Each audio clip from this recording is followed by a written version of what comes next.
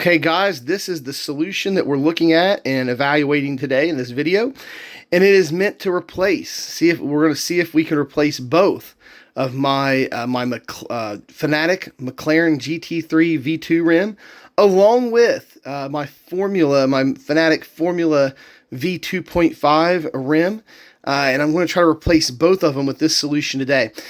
The solution utilizes the Fanatec Clubsport button hub. They're either the PC only version or the Xbox compatible version. As you can see here, I picked up the Xbox compatible version. It's got the Xbox buttons on there.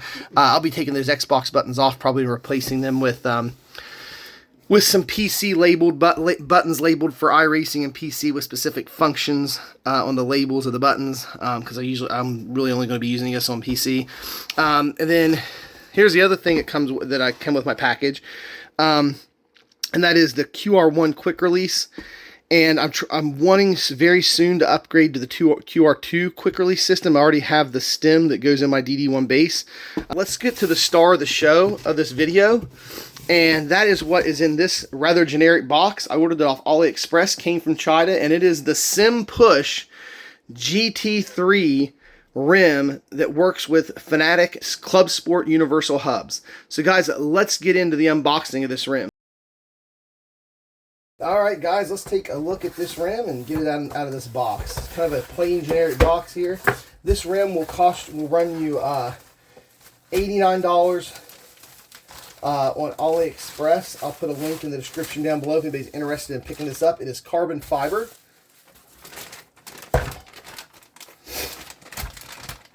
And the big thing that I like about it is the grips, so in the design, and the fact that it's 31 centimeters. So my biggest complaint with the Clubsport Formula V2.5 rim is only 27 centimeters, and I know there'll be a lot of y'all out there that have it, that love it, because that is the real size of the rim on a Formula car. However, the guys that drive those Formula cars are usually a lot smaller than me, and my arms are always up against my ribs. It's just not comfortable to drive. So I enjoy a little bit bigger diameter. My McLaren GT3 rim is 30 centimeters, and that's pretty comfortable. This is 31 centimeters in diameter, so I'll be able to drive both with it, no problem. And my biggest problem with the McLaren wheels, if you watch my video, if you haven't watched it yet, you ought to, especially if you own one of the McLaren wheels, is my video I did on doing a leather mod for it. My biggest complaint was the rubber grips on it. That's why I don't just use it exclusively, and the reason why I have not already sold the Formula wheel from Fanatec is because I just hate those rubber grips. I put those leather mod on it, and it works okay, but these have suede handles on them, and I've never been a real big fan of suede because they get kind of grimy after a while, and they get a lot of oils off your hands onto the suede. However, it's really comfortable. I mean, wow, this is soft and comfortable and has an amazing feel to the grip. So I'm really excited. I saw a lot of people, well, not a lot, but there were some people leaving comments about this in the comment section that talked about how comfortable the grips were. But the funny thing is you can never trust some of those Chinese websites like AliExpress, because a lot of them are fake reviews from the company themselves. But from handling, I can tell you the grips feel amazing. So what we're going to do is we're going to stick this on the universal hub from Fanatec, and then we'll get right back get this right back on my rig, or right on my rig to begin with. Alright guys, it's literally a few hours later. I think I started this project about 4:30, and it's almost 7:30. I really got about 2.5 hours into this. The problem was I couldn't get, first of all, the fault tolerances are a little off. It's meant to fit the universal hub version 1 and 2, and maybe there's a little, this is version 2, maybe there's a little bit difference between the two, but I got it to go in. It's a tight fit because there's some gaps certain places and it's tight other places, but I got it to fit, got it screwed on there. But the main thing that was holding me up was that, so it has those brackets, you know, that come diagonally from the center and out off the hub to connect to the button pods. And the part that got me is I was just taking them and flipping them over so that they they go up and down instead of supporting the pod across like they do on an oval wheel setup. What I found was, I didn't realize at first, is the way it comes out of the box, the top ones are shorter than the bottom ones. In order to get this configuration to work, you have to use the longer bottom ones on the top and the shorter top ones on the bottom. So what you got to do is you got to take all of the support brackets off, like I did. You got to flip them over, and you got to move the bottom ones to the top and take the top ones and take them to the bottom. And then hook the button pods up with the long end on the outside and the other short end facing up here, and the screwed in part being on the bottom on the inside. If you do that to all of them, you will get, if I would have known that, this would have taken that long, but there was no instructions that came with it other than a picture that they had on the page where you buy it. I was just able to figure it out. Once I realized, wait a minute, because the reason the top would fit kind of, it was tight, super duper tight.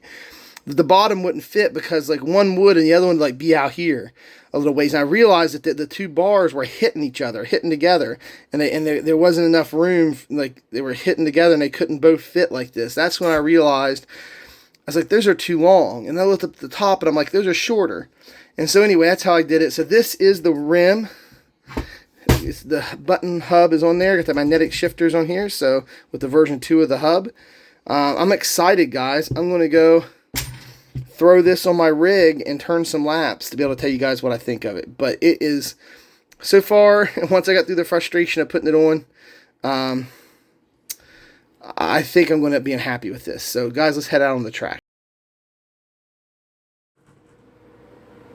Guys, I can tell you right now, just from the turning a couple laps, the wheel diameter is really nice. I like it a lot more than the Fanatec Formula rim. And I notice, I don't notice any flex from the rim while I'm actually driving it, but I did notice when I was putting it on that if you intentionally try to bend it forward or backwards, there's a little bit of flex there. We'll look at it more whenever the lap's over. Yeah, there's a little tiny bit of flex, but when I'm driving, I don't notice. I'm just turning the wheel, sideways, back and forth. But if you push on the frontwards or backwards, there's a tiny bit of flex. I think it's because the carbon fiber, it really isn't supported past the center middle part here where the Xbox Universal Hub is. The Universal Hub kind of ends like right here and like right here where the buttons are.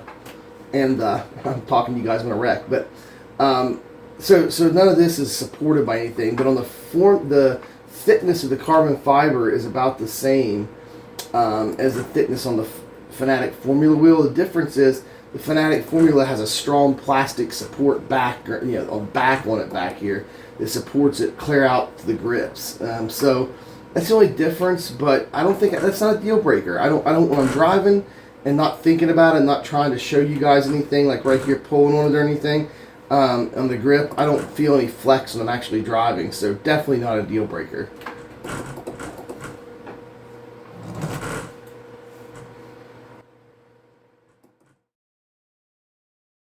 So let's take a look right here at this flex that I'm talking about. There is a little, it's hard to keep the camera still and pull this because I can't really get a tripod in here because of my triple monitors, but as you can see, there is a little bit of flex there. But it's just because of the thickness of the carbon fiber. It's about the same thickness as on the Formula wheel, and it's the same amount of flex on this. Well, let me get in here. There's the same amount of flex on this side, but it's little, it's minimal. And when I'm steering the car, I don't feel it. I'm just telling you guys it's there. I tell you when I'd noticed it is when I started to take the rim on and off of my Fanatec base with the QR1 system. With the QR1 system, it's got that rubber. The DD1 has a rubber ring here, and you tighten it and loosen it with this thing. And when you tighten it up and then you loosen it off and try to take the rim off, the rubber's kind of stuck to it a bit. It takes some force. I've had to put so much force on it that it snaps loose, and I busted my lip a little bit, taking off one of my big round rims from it. But you guys got to be careful. But when you take it off, you definitely can't pull from the grip. That may snap it or break it, I guess, if you put tons and tons of force on it with all your strength. But so when I take it on and off, I kind of grab it from the hub here and from the ring on the quick release itself. is where I pull from, which is where you should pull from anyway. And you notice I took off the Xbox buttons here off the hub and put on function specific buttons here for PC. So guys, I think that's going to be it for the on-track portion of the review, and we will move into final thought. All right, guys, we're back here with final thoughts on this SIMPUSH GT3 style rim you can find on AliExpress, link down in the descriptions below. So overall, I think the goal here for me in this video and this process was to find a replacement for both of these rims, both the Fanatec Formula rim, Clubsport Formula rim, and my McLaren GT3 rim. I wanted to find something that that was larger diameter. That was the deal breaker. So for this rim right here, which is the Fanatec Clubsport Formula rim, the deal breaker for me was the small diameter. It's 27 centimeter diameter, definitely smaller than the GT3 SIMPUSH rim. And then the deal breaker for me over here on the McLaren GT3 rim was it was the rubber grips. I mean, I made a mod here and put some leather on it. Did a video on that. You guys can check that out.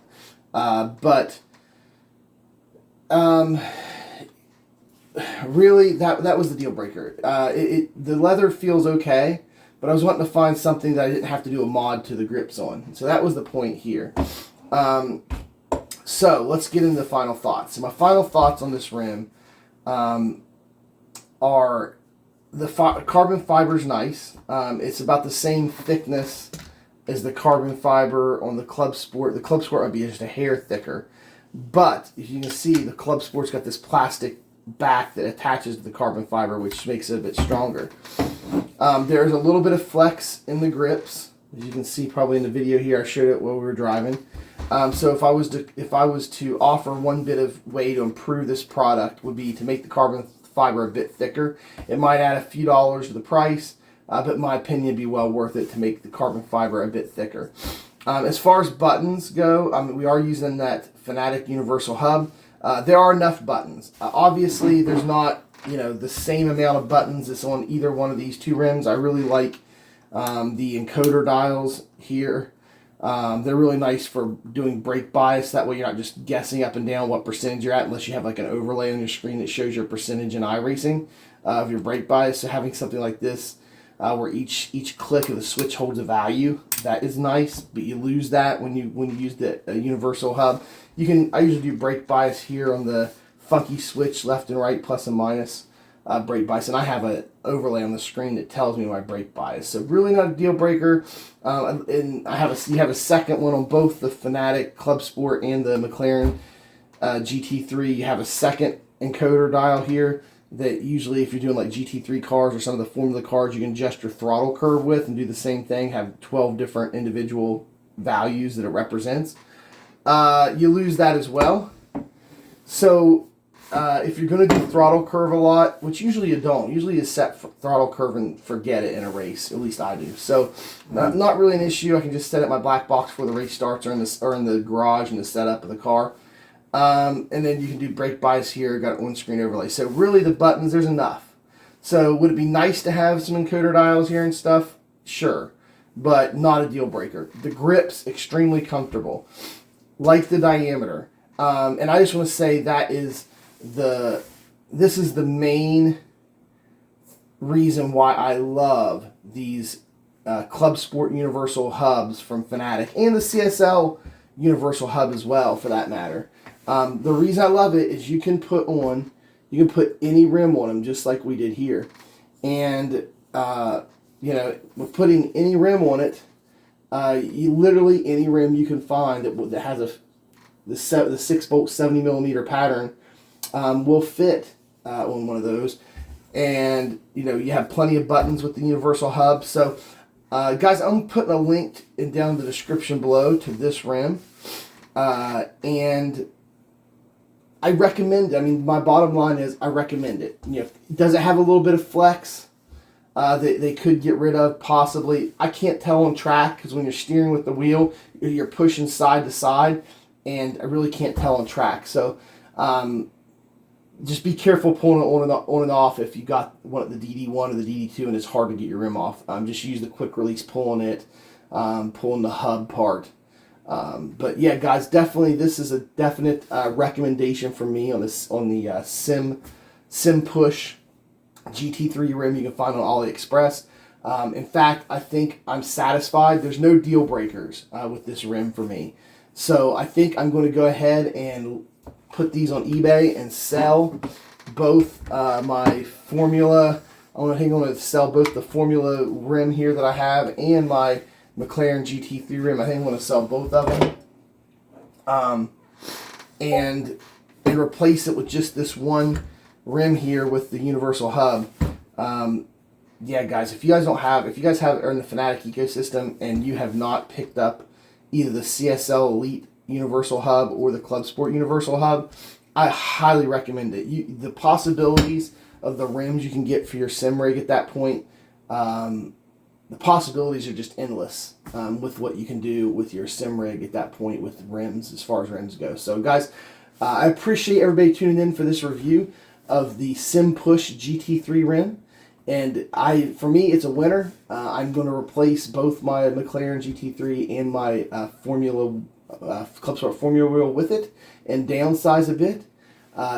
Appreciate everybody joining in these videos, and I hope you enjoyed it. If you have not done so yet, just ask you to subscribe to the channel. We greatly appreciate that. We are creeping up on 1,000 subscribers, which is really going to do a lot for the channel. And give us a click on that thumbs up like button if you like what we do. And guys, if you want to get notified anytime we go live with our live streams, we're uploading new great content like this to the channel. If you click that bell icon, you get a notification there on your cell phone, on your mobile phone, anytime that happens. Guys, thank you so much for tuning in. And as always, we will see you in the next one.